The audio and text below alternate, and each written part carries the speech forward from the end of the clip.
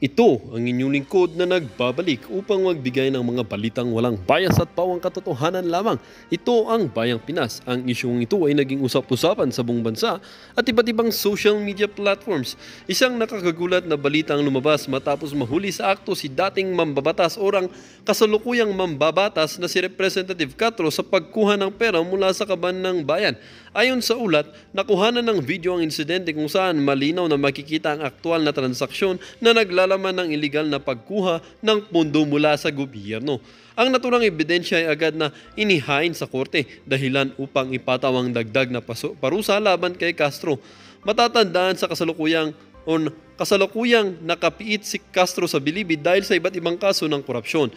Sa bagong pangyayari, inirekomenda ng mga otoridad ang mas mabigat na sentensya bilang tugon sa patunay na pag-aabuso sa kapangyarihan at pananagutan. Samantala, ikinadismaya ng publiko ang balitang ito. Marami ang nananawagan ng mas mahigpit na seguridad at sa mga nakakulong na opisyal upang hindi na maulit ang ganitong insidente. Ayon sa mga eksperto, ang patuloy na paglaganap ng korupsyon sa loob at labas ng kulungan ay patunay na kahinaan ng sistema ng hustisya sa bansa. Patuloy na iniimbestigahan ang insidente at umaasa ang sambayanan ng mga ganitong uri ng katiwalian ay tuluyan ng masugpo upang maibalik ang tiwala ng publiko sa gobyerno. Para nga sa kabuang detalye at impormasyon ay panoorin na lamang natin ang buong video. At salamat na rin sa ating mga solid viewers sa walang sawang pagsuporta. At kung bago ka pa lamang sa ating channel ay syempre, huwag kakalimutang mag-subscribe, pindutin ang notification bell at piliin na rin ang all upang lagi kang maging updated sa mga balitang bago, totoo at walang bias dito sa channel ng Bayan, ang Bayang Pinas. Huwag din pong kakalimutang mag-iwan ng like at i-share ang ating mga videos. Muli po mga kaibigan, maraming salamat po and God bless!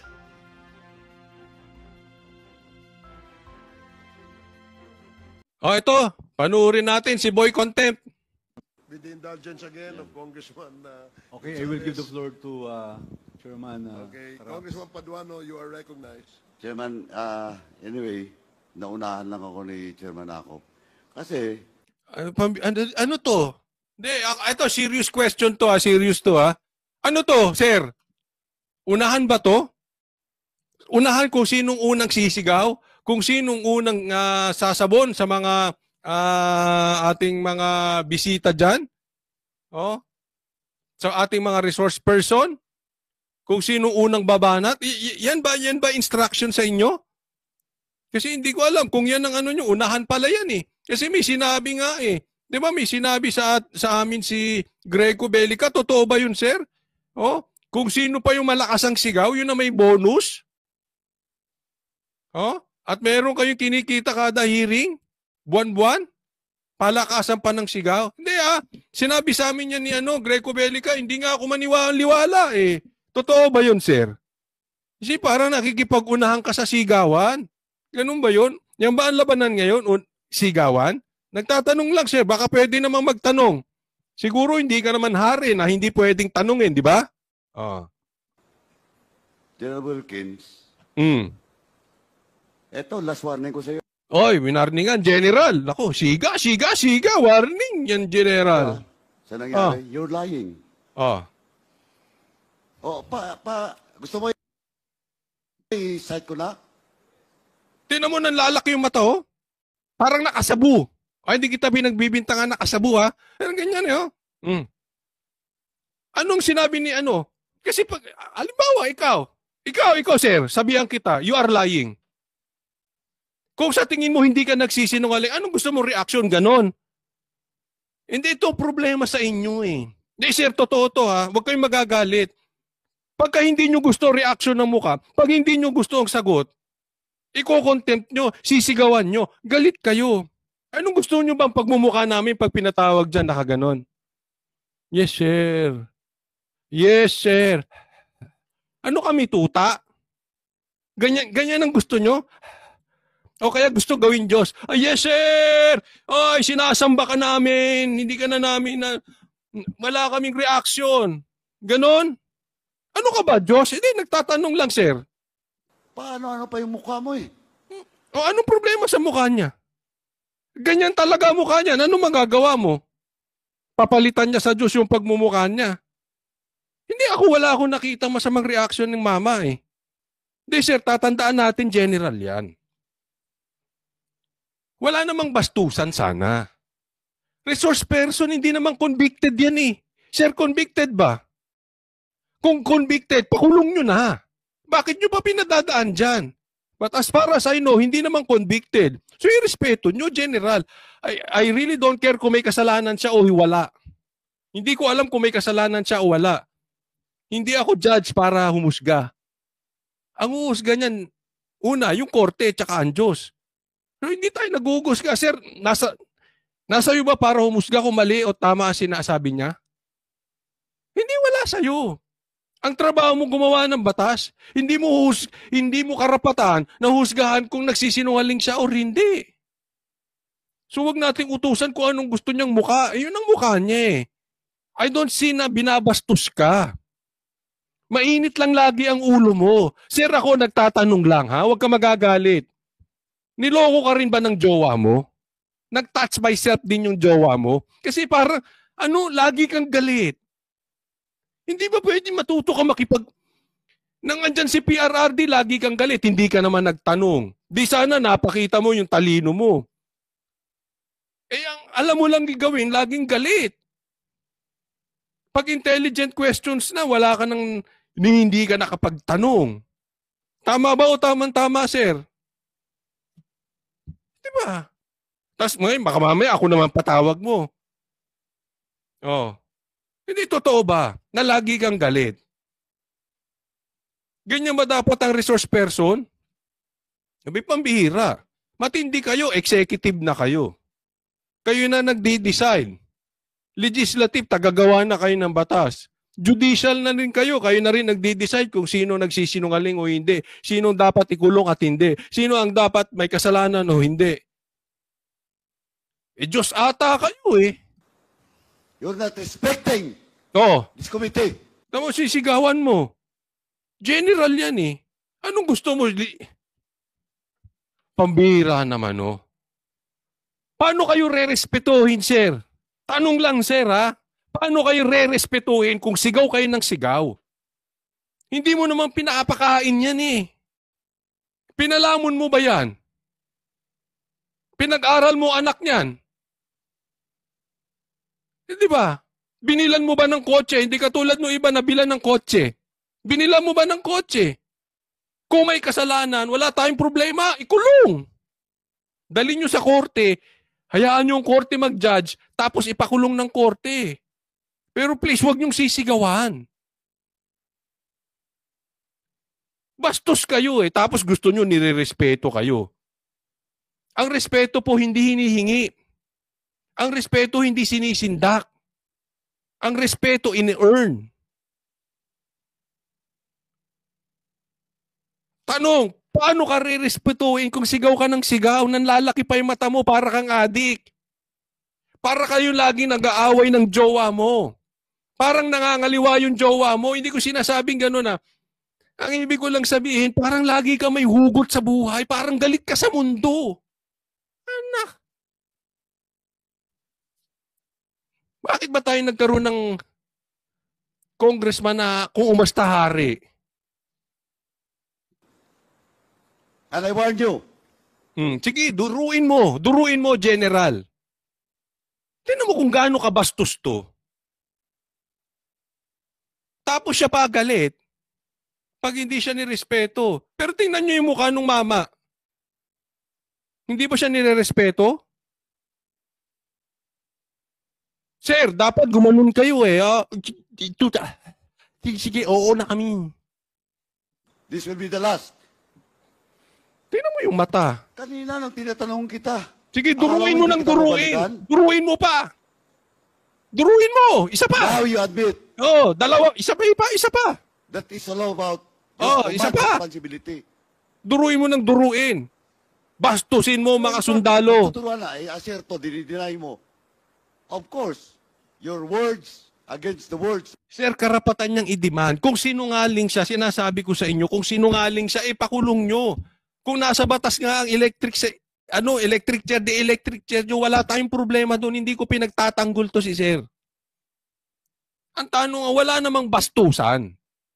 Kung may kasalanan,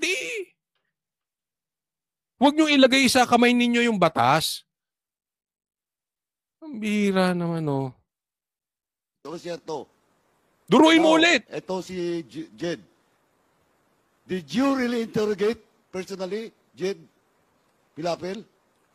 Yun nga, Mr. Chair, hindi ko kasi maalala na kinausap ko siya. Basta ang alam ko, nasa opisina siya, Mr. Chair. Tinan mo. Galit siya. Ayaw niya isagot eh. Sir, sagutin mo oo na lang ng oo. Aminin mo, ikaw na pumatay kay Jose Rizal. Ganyan sa Quadcom, lalo pag andyan si Paduano, lahat aminin mo na. Kasi pagka yung gusto niyang marinig at yung sagot mo ay hindi nag-shoot, hindi nagpagtama, kulong ka. So kung ayaw makulong, aminin mo ikaw pumatay kay Magellan. Basta sinabi niya, oo. Pambira tong ating bansa, oo.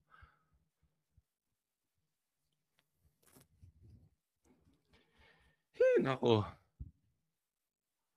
Marcos, nilagay mo kami sa alanganin, animal. Animal na tong bansa natin. Para tayong nasa kural.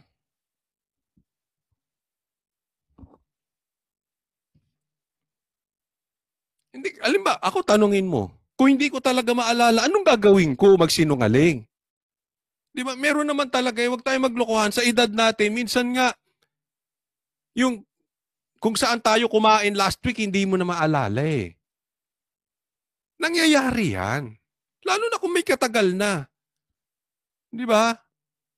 Lalo na kung marami kang kausap na tao. Sa tingin mo ba, si PRRD madalas namin kausap. Baka pag tinanong mo yan, hindi niya kami maalala. Ibig ko sabihin, we cannot blame kung hindi talaga maalala. Anong gagawin? Mag-suicide? Kung hindi niya maalala. Hira, oh. Pag hindi shoot sa... Ayun And yung I problema. don't lie, Mr. Chair. You're not lying, you lie. Just a few minutes ago. Huwag ka nang sasagot. Sabihin mo, sinungaling ka. Sarap ko. Sinabi mo, Tingnan mo, pumupuyok pa siya kasi sigaw. Nababasag na yung mic kasi sigaw niya. Tingnan mo, yung mata malapit ng lumabas. Sa laki. Pag umuwi ito, gumanong ganon yan, adik na kalalabasan nito. Tingnan mata eh. May tropa kayong ganyan ng mata? Nanggagalaiti sa galit, parang laging nire-regla eh. Parang lagi sila magkaaway ng, parang laging pinipindeho ng jowa mo eh. that that authority was delegated to your personnel. Yes, Nung, Mr. Chair. nung tinanong ka ni Chairman Acop, inamin mo. Question of command responsibility. Are you not lying? No, Mr. Chair. Also, Mr. Chairman, with that, I move to cite in contempt General Wilkins. Pasensyahan po tayo dito. Talagang pasensyahan. Anong gagawin? Wala. Pag nagsabi ka ng totoo, contempt. Pag nagsinungaling ka, contempt. Wala. Anong gagawin? Di pasensyahan. Pero alam mo ha, dapat gumawa ng batas. Ha? Bukas nga ipopropose ko to sa SMNI. Ha? Gumawa kayo ng batas, palakihan nyo yung, yung contempt area nyo. Kasi kukulangin talaga kayo. Baka mamaya magdadala na naman kayo sa Women's Correctional. O baka magdala kayo sa Iwahig dahil kulang na yung lugar nyo dyan sa pinako-contempt ninyo. Contempt kayo, contempt dito, contempt dito. Marcos, are you proud of them? Violation of Section C, Section 11, letter C of our rules. Sumo, Mr. Chairman. Pinagbigyan na kita. Sigawan mo pa. Yun pa. Pinontempt mo na, sisigawan mo pa. Duruin mo. Sir, batukan mo na kaya. Sagot mo. There is a motion to Parang Ano ka ba, sir? NPA? Hindi ako nagbibintangan, nagtatanong lang. NPA ka ba? Komunista ka ba? Lagi kang galit eh. Terorista ka ba? Yan ang terorista, nagte-terror, di ba? Terorista nga eh. Di ba? Ganyan ba? Ganyan ang gagawin natin? Sa resource persons natin? Na-weaponize mo yan, Marcos. And you cannot do anything about... Hindi ako Marcos, huwag ka magagalit ha. Yan ang tanong ng bayan. Inutil ka ba talaga? Marcos, inutil ka ba? Na-weaponize itong mga ganito. Cite in contempt General Wilkins Villanueva for violating Section 11. Yan na nga natin yan. Next tayo. Umiinit ang ulo ko eh. Oh. Next tayo. Painitin ko lalo ulo ninyo. Ito naman. Tingnan natin yung binubuong pelikula ni Castro. Castro, mag-ayos-ayos ka naman, pambihira. Ang laki-laki ng sahod mo. Para ka pinabili na suka. Nabili mo na ba yung suka? Na makapag-ayos-ayos ka, Castro. Ito po ay personal and collective privilege dahil may kinalaman po sa aking seguridad. So, kagabi po, Mr. Chair, mga bandang 11 o'clock o 11 p.m. 11 o'clock or 11 p.m. Anong pinagkaiba nun? Nasaksi po tayo doon sa isang insidente na pagpaputok ng baril ng pulis. Nagpaputok ang So, baril ng pulis. binabagtas po namin, ewan ko pa lang po kung main road ito ng BGC. Meron pong pulis sa harap namin, police car. Meron pulis. Ito kotse nila, may police car sa harap. At merong dumaan na naka-motorbike May dumaan na naka-motorbike. Saan? sa harap namin hanggang sa... Sa harap nila. So may pulis. Andyan yung harap nila. So dumaan sa gitna. Kaya sabi niya, nasa harap yung pulis. May dumaan na motorbike. Sa harap nila. Ano ba talaga nasa harap nyo? Yung pulis o yung motorbike? Sige. Lumabas po yung police, Mr. Chair. Doon sa mobile car po. Lumabas po yung dalawang police at hinabol po yung naka-motorbike. Ayun, Superman pala, Superman. Okay? May dumaan na motorbike, sa harap nila yung pulis, tapos lumabas yung dalawang pulis, hinabol yung nakamotor. Alintek. Superman. Superman to mga pulis. Hindi. Ihahabol sa film fest to. Itong pinagagawa ni Castro. Abangan ninyo, ha? Sa Pasko yan, film fest. Pambira. Hoy, kayo mga pulis, anong tingin niyo sa sarili niyo? Superman, hahabulin niyo nakamotor. Ba't hindi mo ginamit yung kotse mo? Pambira. Pambira to mga pulis na to. Paano niyo mahahabol yung motor? Bumaba kayo ng kotse. Nagkaloko-loko na yung bansa natin, pambira. At yung pong naka-motorbike ay dumaan sa harap namin hanggang doon pumunta sa likod. At nagulat. So yung motorbike, dumaan sa harap nila at pumunta sa likod. Ang ganda ng sequence, may pulis. Ito si kotse nila, dumaan sa harap nila. Po ako, Mr. Chair, pinaputukan ng isang pulis, yung naka-motorbike. So hindi namin alam kung anong insidente ito. Kasalanan ng pulis. Hindi kasalanan nung naka-motorbike. Hindi pa niya alam kung anong nangyari. Pulis na. Ma'am, NPA ka ba? Hindi ako nagbibintam. Komunista ka ba? Nagtatanong lang naman. Kasi galit. Hindi mo pa nga alam yung istorya eh. Pulis na agad yung may malay mo ba? Sabi mo nga, hindi mo alam. Paano kung unang pinaputukan yung pulis? Malay natin. Nasa pala yung kriminal na yan? Nasa wanted list. Bakit kasalanan agad nung pulis? May galit ka bang tinatago sa pulis? Castro, matanong ko lang. Ano ba itong mga naka-motorbike na ito? Talagang natakot po ako, Mr. Chair, at hinila na lang po ako ng aking mga kasamahan. Natakot siya at tinili siya ng mga kasamahan. Ano ba yung kasamahan mo? Kamag-anak mo? Anak mo? Asawa mo? Bodyguard mo? O driver mo? Hindi nagtatanong lang ha? Kasi dapat pinaliwanag mo na yung kasama mo. Kasi kung bodyguard mo yan, dapat yung nag-react na yung bodyguard mo. And supposedly, kung may bodyguard ka, dapat yan ay pulis. Dapat ni-report nyo. Di ba? Tama or tama-tama?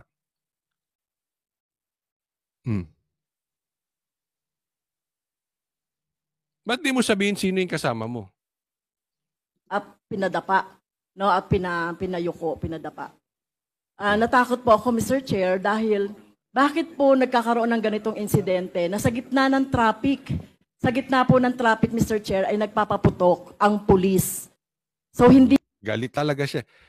Bakit may ganitong insidente na may traffic at nagpapaputok ng baril? Ang pulis. So talagang pulis eh. Ibig sabihin, hindi niya biniblame yung nasa motorbike. Kung addict man yon, rapist man yon, wanted man yon, killer man yon, NPA man yon, komunista man yon, whatever, ever and ever and ever. Basta kasalanan mo, pulis, kasalanan nyo. Ganon. tingin ko po ay hindi tama ito dahil sa gitna po ito ng mga sibilyan at traffic po ito at maraming Tingin niya hindi tama and pulis agad may kasalanan. marami pong sasakyan. So naalala ko po, Mr. Chair, yung insidente na naganap noong 6 years ago sa Talaingod na kung saan nandun po kami sa isang lugar sa Talaingod ay pinaputukan din ang sasakyan ko ng dalawang riding in tandem. Pinaputukan niyo sasakyan niya ng dalawang riding in tandem. Tanong, kung totoo yung istorya mo, bakit buhay ka? Bobo yung bumaril? Naka-bulletproof ka na sasakyan? O imbento yung kwento mo? Yun lang naman yun eh. Kasi pinaputukan ka eh. Buhay ka pa. So, bobo yung bumaril. Or, naka-bulletproof ka, kaya hindi ka tinamaan. Or, mahilig ka mag-imbento ng kwento. Pakilagay nyo doon sa mga manonood, ano sa tingin mo? Doon sa tatlong yun. Yun lang yun eh. Wala naman iba eh. Kaya po, sana po ay magkaroon tayo ng report, lalong-lalo na po dito sa station ng police na sumasakop po Magkaroon tayo ng report. Alam mo, kung BGC yan, yung mga maliliit at hindi nga kilalang city, may mga CCTV. Ma'am, kung ni-report mo yan, at bilang congressman ka, gusto mo ngang idiin si PRRD. Pinai-impeach mo nga ang Vice President. Ibig sabihin, you have power in your hands. Ba't hindi mo isabpina yung mga CCTV? Na magkaalaman tayo kung totoo yung sinasabi mo o kwentong barbero. Ang gagawin mo kasi magpapatawag ka na naman na magpapatawag tapos sikat ka na naman eh. Maghihiring ka na naman tas kasalanan na naman ng pulis. Can you please give us forensic evidence? Yung hindi pwedeng magsinungaling. Hindi yung sabi nito tas gigisahin mo yung pulis. Kawawa na naman yung pulis. Bakit hindi nyo ni-report? Pakuha mo yung wag na natin paikot-ikutin. Pakuha mo yung CCTV. Don't tell me BGC walang CCTV. O ba't di mo magawa? Hindi, nagtatanong. Totoo ba yung kwento mo o pelikula? Gusto naming makita yung CCTV. Wag na tayo maglokohan dito, ma'am. BGC, ito po ba ay legitimate na operation? Pero hindi po dapat nagpapaputok sa harap ng Pulis mga talaga ang sibilyan. nililin niya. Alam ba Pulis nila na talaga. nandoon po ako? Sa gitna po nagpaputok. Hinabol sa likod. Kaya po, Mr. Chair, tinitake ko po ito, kung hindi po magkakaroon ng police report na kung ano man po itong insidente na ito, tinitake ko po ito as personal Kung hindi magkakaroon ng police report, ba't hindi ikaw nag-report? Ma'am, ano ka ba? Congresswoman ka. Congresswoman ka, pina-impeach mo ang Vice President. Tapos magsasabi ka na kung hindi pagkakaroon ng report, edi sana ikaw nagpa-blatter, ikaw nag-report. Ikaw lang ang nagre-reklamo eh. May putukan wala sa balita. Hello?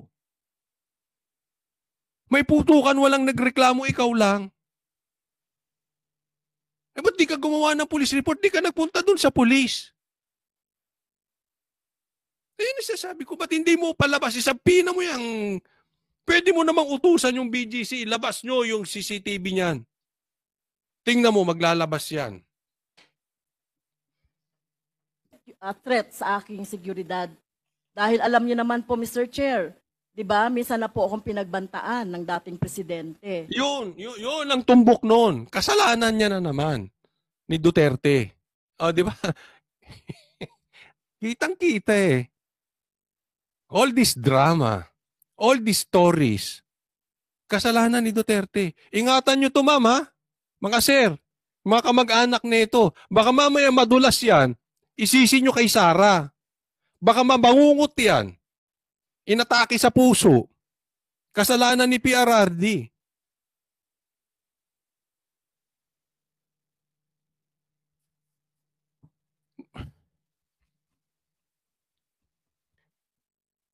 Ito, lahat kasalanan ni Duterte. Di ba? Yung police, may sa BGC. Pambihir.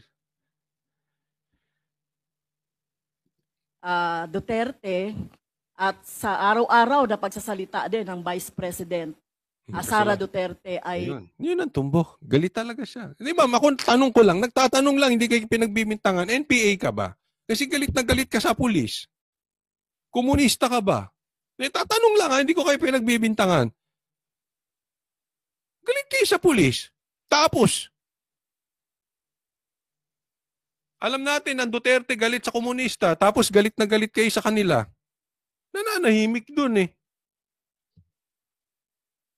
Mamaya nalason to, kasalanan ni Duterte. Mamaya nabangga sa sakyan nito, kasalanan ni Sara. Bakit bantayan nyo tong alin na to? Ako ay sinisingle out. Kaya po, Mr. Chair, gusto ko po sana na magkaroon na ng... Hindi ka sinisingle out. Ma'am, ikaw ang nagsisingle out sa sarili mo. Ang tingin mo sa sa sarili mo, ikaw ang tagapagligtas ng Pilipinas. Kaya binibigbintangan mo ang mga Duterte. Full incident report or police report sa nangyari kahapon. Police report sa nangyari kahapon. Yan ang sinasabi ko, hindi, sana nagpa-blatter ka, nagpa-report ka. Doon sa BGC. At maituring po ito na makonsider itong serious. Dahil siguro tayo po, ako tinitignan ko rin ito na may kinalaman sa aking trabaho. Dahil alam niyo naman... Anong serious?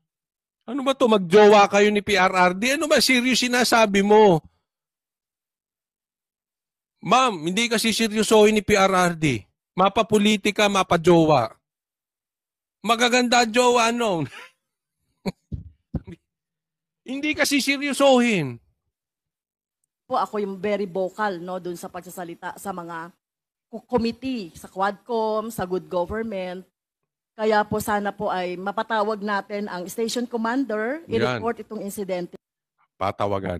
Yan ang punot dulo niyan. So bida na naman siya. Meron na naman siya ipapatawag.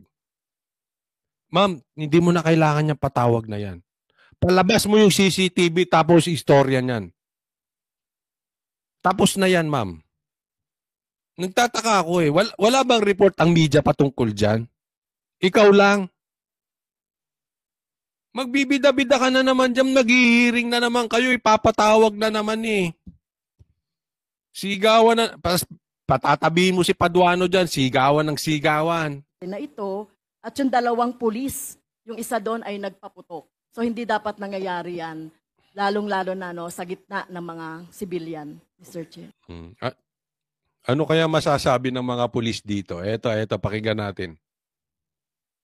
Pakinggan mo yung mabuti ha. Anong masasabi ng mga pulis doon sa sinasabi ni Castro?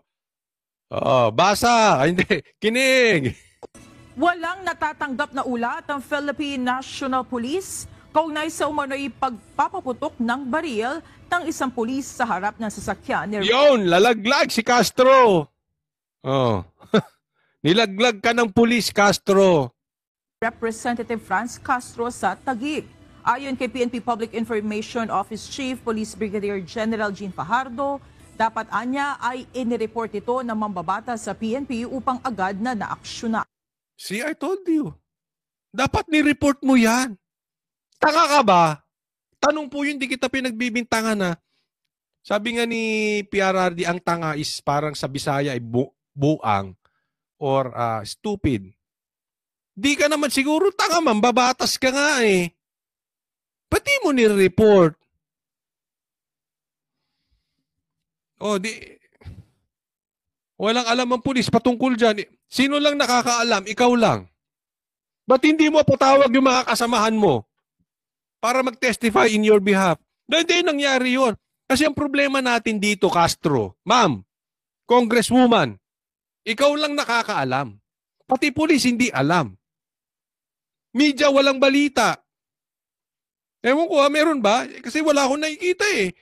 Nag-research ako kanina, wala akong nakita eh. Ikaw lang, yan ang problema natin, ma'am. Ikaw lang nakakaalam. Ilabas mo yung video, yung CCTV. Tapos nagtataka, hindi mo ni-report.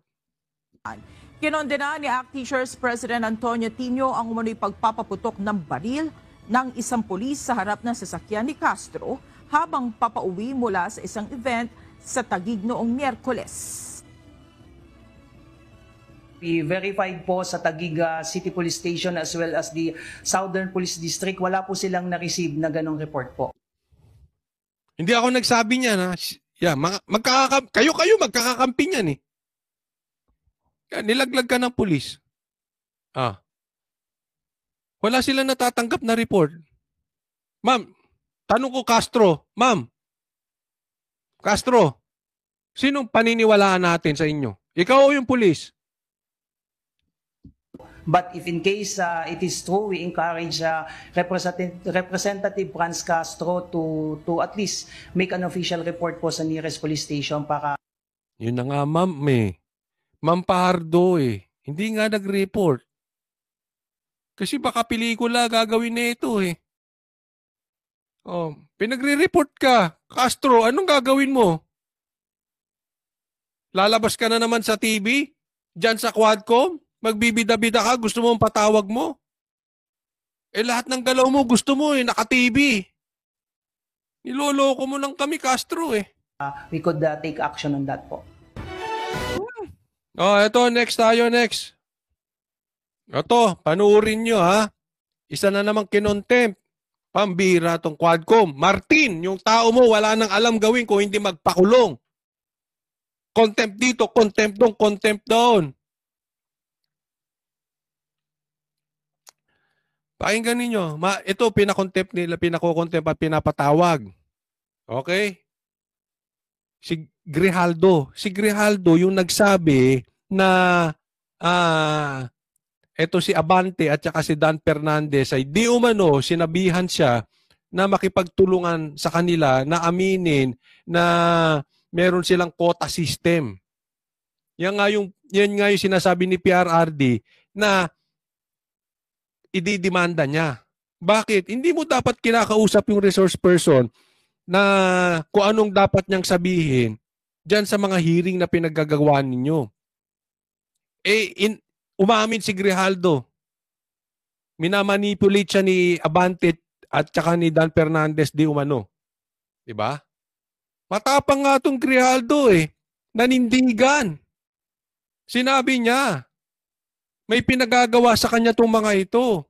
May pinaamin. Ibig sabihin, tanim ebidensya ang gustong gawin itong si Abante at Dan Fernandez di umano. Handang tulungan ng Philippine National Police ang House Quad Committee upang padaluhin sa susunod na pagdinig si Colonel Hector Grijaldo. Si Colonel Grijaldo ang pulis na nagsabi na hinihikayat siya ng ilang congressman na patotohanan ang reward system sa war on drugs. Ayan, reward system at quota system. May quota sila. tapos may reward pa sila. Oh. ng Duterte administration. Ayon kay PNP Public Information Office Chief Police Brigadier General Jean Fajardo, si Grijaldo ay nananatili sa restrictive custody ng PNP. On the part of the PNP, we will provide assistance sa Quad Committee to make sure na a-attend po sa susunod po itong si Colonel Grijaldo who remains under restrictive custody po. And the contempt power is again within the authority po ng ating legislature. So we respect their decision to cite Colonel. Ito, parang lumalabas, kinampihan nila si Grijaldo kasi matagal na pinag-a-attend. Nasa kanila naman pa, restrictive custody. O, ba't hindi nyo pa dati pina-attend? But anyway, kinakampihan man nila si Grijaldo or hindi, of course, kabaro nila yan. Pero ako sa tingin ko, tama namang talagang kampihan si Grijaldo eh. Kinausap na nga siya ng mga Kinausap na nga siya ng mga congressman na yan, sila Abante at saka Den Fernandez. Sa tingin mo, magkakaroon pa ba ng patas na paglilitis dyan sa Quadcom? Paglilitis ang ginagawa nila dyan, hindi in aid of legislation eh. Hindi naman para makagawa ng batas. Kung hindi para husgahan si Grijaldo. Ilalaglag ba ng Quadcom si Dan Fernandez at saka si Abante? Totoo lang. Huwag na tayo magbulahan dito. Kakampi nyo yan eh. Natural. Kung ako man si Grijaldo, hindi rin ako papakita dyan kung meron akong capacity na hindi magpakita. Bakit? Inusgahan ka na eh. Anong klaseng investigasyon yan? Anong klaseng in aid of legislation yan? Pasasamain ka lang sa taong bayan. At saka magdidemanda na nga si PRRD, hindi ko nga alam kung nademanda na. In short, bakit pa kailangan pag-usapan? Hahalukayin naman ito sa korte. Dahil illegal itong ginawa ni Dan Fernandez at ni Abante. Illegal po yun eh. Yun ang sabi ni PRRD. Yun din ang konwento ni Grijaldo. Tinuturuan siya kung anong sasagutin niya. The fact is, nakipagkita. Inamin naman nila Dan Fernandez tsaka ni Abante, nakipagkita sila. Ba't ka nakipagkita? Ako nauunawaan ko si Grijaldo eh. Pangalawa, pambihira, tingnan nyo kung magsisisigaw sila Paduano. Police ka eh. Hindi ka naman convicted. Resource person ka. Itong mga congressman na ito, Itong mga congressman na ito, hindi naman nire-respeto due process eh. Dapat ka bang sigaw-sigawan? Dadaan sa contempt? Papakulong ka? Dumaan ba yan sa korte? Pag hindi nagustuhan ni Paduano yung sagot mo, hindi tama sa gusto niyang marinig, papakulong ka. Asan ang due process? Asan ang hustisya doon? Masisisi ba natin si Grijaldo? Buti nga matapang si Grijaldo eh. Ma'am, mga sir, wag po nating